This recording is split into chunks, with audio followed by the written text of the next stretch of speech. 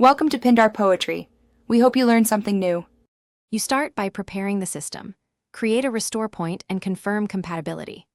Once done, run the Comodo installer as administrator, choose Custom Install to control components, and enable HIPS and Default Deny policy for stricter protection. Make sure to set network zones now so home, work, and public behave differently, and allow automatic updates. These early choices determine how aggressive Comodo is, so pick defaults that match your risk tolerance. Then reboot if prompted to apply core kernel drivers and services. Next, focus on the core. Switch Defense Plus to learning mode and use the system normally for about 1 week to collect allowed behaviors.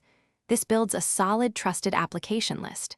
Then, convert learned rules into explicit application rules and create precise port rules. For example, allow inbound 80 and 443 only for your web server process.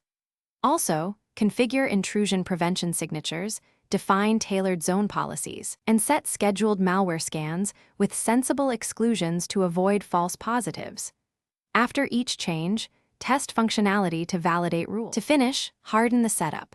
Move Defense Plus from learning to automatic or interactive mode once you trust the rules, and export a policy backup for quick recovery.